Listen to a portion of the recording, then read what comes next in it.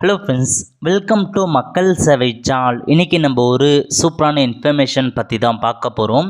அதாவது தமிழக அரசு சார்பில் அனைத்து கிராம ஊராட்சிகள்லையுமே கிராம சபை கூட்டம் நடைபெற போகுது. இந்த கிராம சபை கூட்டத்தில் பல்வேறு வகையான திட்டங்களை நீங்கள் பெறலாம். இப்போ இதை பற்றின மொத்த இன்ஃபர்மேஷன் தான் இந்த வீடியோ பார்க்க போகிறோம்.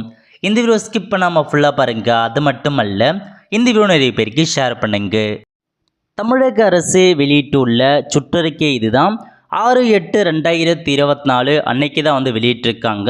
இப்போ இதில் என்ன சொல்லியிருக்காங்க அப்படின்றத நம்ம முழுமையாக பார்த்துடலாம். ஓகே, அதாவது ஊரக வளர்ச்சி மற்றும் ஊராட்சித்துறை சார்பில் 15/8/2024 சுதந்திர தினத்தன்று அனைத்து கிராம ஊராட்சிகள்லையுமே கிராம சபை கூட்டம் நடைபெற போகுது. அதுவும் காலைல 11 மணிக்கு நடைபெற போகுது.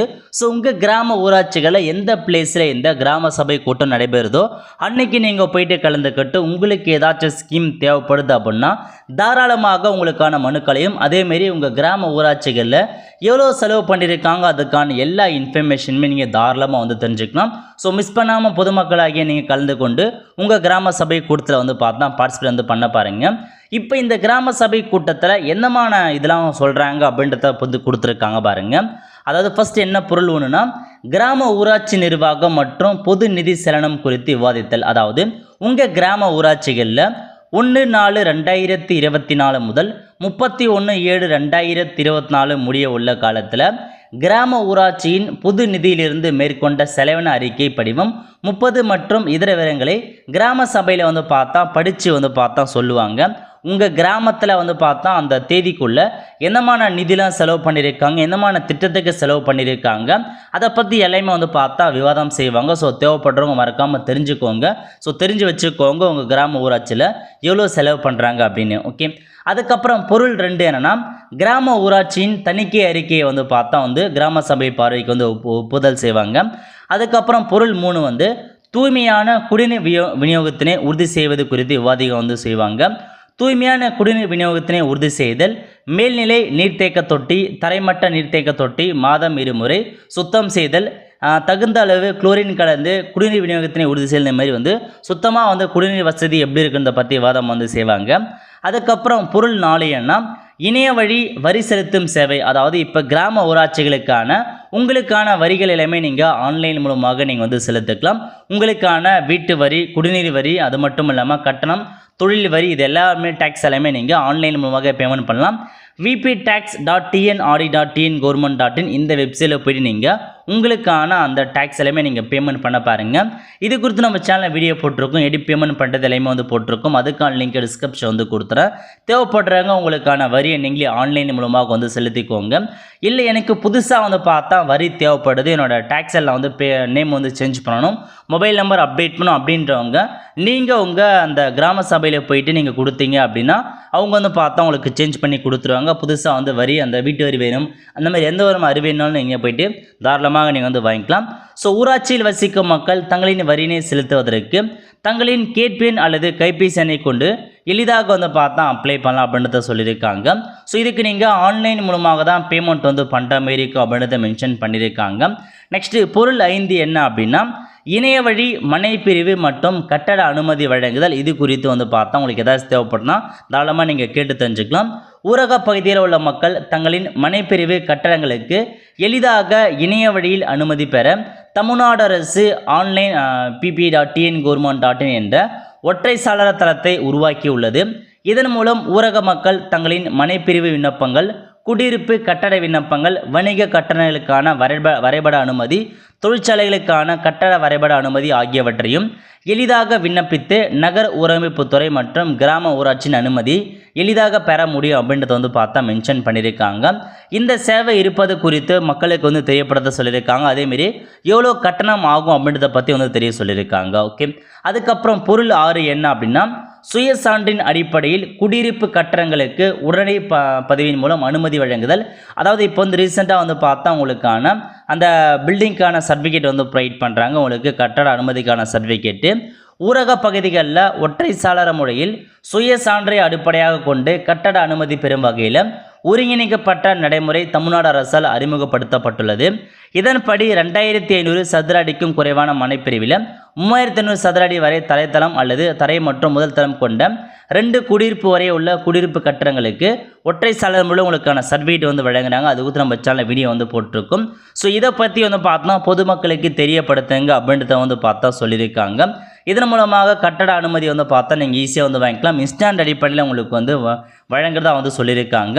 ஸோ இதுக்கான முக்கியமான 5 டாக்குமெண்ட்ஸ் என்ன, அது நான் இன்ஃபர்மேஷன்ஸ் கொடுத்துருக்காங்க பாருங்கள். ஸோ பதிவு செய்யப்பட்ட கட்டட அந்த திட்ட அறிக்கையை வந்து பார்த்தா அட்டாச் பண்ணுற மாரி இருக்கும்.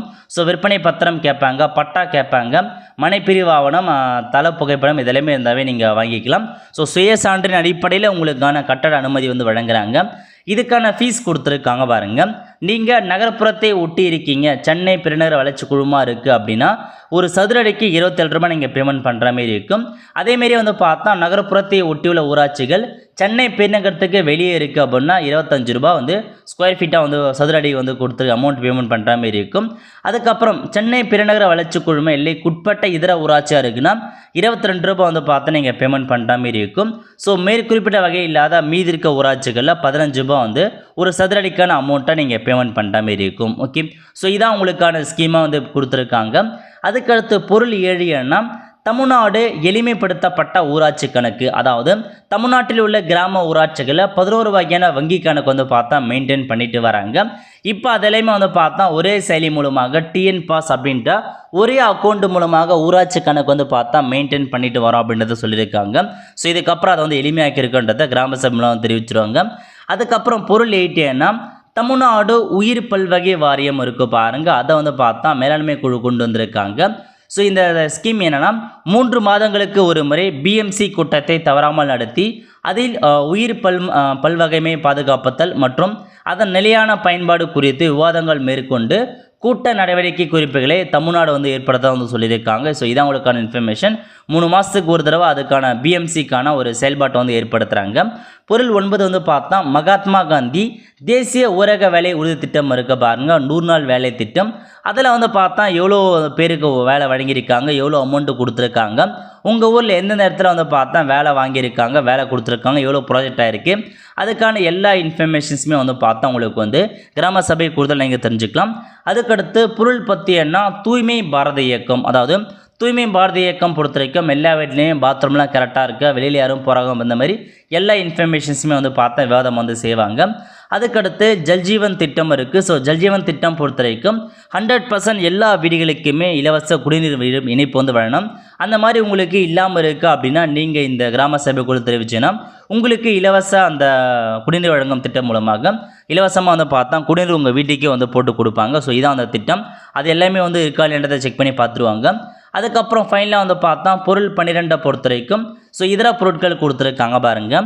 கிராம சபை கூட்டத்தில் விவாதிக்கப்படும் ஏதேனும் பிற பொருட்கள் இருப்பின் கிராம சபையின் ஒப்புதலை கொண்டு வரப்படலாம் அப்படின்றத சொல்லியிருக்காங்க. வேறு ஏதாச்சும் இருக்குது அப்படின்னா அதே நீங்கள் கிராம சபை கூட்டத்தில் கொண்டு வரலாம் சொல்லியிருக்காங்க. ஸோ இன்னும் பல ஸ்கீம்கள் இருக்குது. உங்களுக்கு வந்து பார்த்தா இந்த கலைஞரின் கனவு இல்லம் திட்டம் இருக்குது பாருங்கள், அதன் மூலமாக வீடு வேணும் அல்ல அதுக்கு முன்னாடி யாரால பெனிஃபிட்டாக இருக்காங்க நீங்கள் தெரிஞ்சுக்கணும் அப்படின்னா கிராம சபை கூட்டத்தை போய் நீங்கள் தாராளமாக வந்து தெரிஞ்சுக்கலாம். ஏன்னா இந்த வருஷம் 2024-25 வருஷத்துக்கு வந்து பார்த்தா இலவச வீடு வழங்கும் திட்டம் ஆல் லிஸ்ட் எடுத்துட்டாங்க. மேபி அடுத்த வருஷம் கண்டிப்பாக 8 வருஷத்துக்கு சொல்லியிருக்காங்க. அடுத்த வருஷம் 1 லட்சம் வீடு டிரான்சாக்ஷன் பண்ணுவாங்க. அதுக்கு உங்கள் நேம் வரணும். நீங்கள் முன்கூட்டியே உங்கள் கிராம ஊராட்சியாளர்கிட்ட நீங்கள் சொல்லி வச்சிங்க அப்படின்னா வருவதற்கான வாய்ப்பில் இருக்குது. அது எல்லாத்துக்குமே நீங்கள் கண்டிப்பாக கிராம சபை கூட கலந்துக்கிட்டால் மட்டும்தான் இந்த மாதிரி எல்லா இன்ஃபர்மேஷன் நீங்கள் தெரிஞ்சுக்கலாம். ஓகே, உங்கள் கிராம ஊராட்சிகள் உங்களுக்கு ஏதாச்சும் தேவை இருக்குது அப்படின்னா தாராளமாக இந்த கிராம சபை கூட நீங்கள் கலந்துக்கிட்டு உங்களுக்கு தேவையான இன்ஃபர்மேஷன்ஸ் நீங்கள் வாங்கிக்கலாம். ஏதாச்சும் ஒரு ஸ்கீம் தேவை அதுக்கும் நீங்கள் அப்ளை வந்து பண்ணலாம். ஓகே, இது ஒரு நல்ல ஆப்பர்ச்சுனிட்டி. ஸோ மிஸ் பண்ணாமல் நீங்கள் கிராம சபை கூட கலந்துக்கிட்டு உங்களுக்கான தேவையை வந்து பெற பாருங்கள். அவ்வளோதான் ஃப்ரெண்ட்ஸ், கண்டிப்பாக இந்த பிடிச்ச லைக் பண்ணுங்கள். அது மட்டும் அல்ல, இந்த வீடியோ நிறைய பேருக்கு ஷேர் பண்ணுங்கள். அடுத்த ஒரு நல்ல சந்திப்போம். நன்றி, வணக்கம்.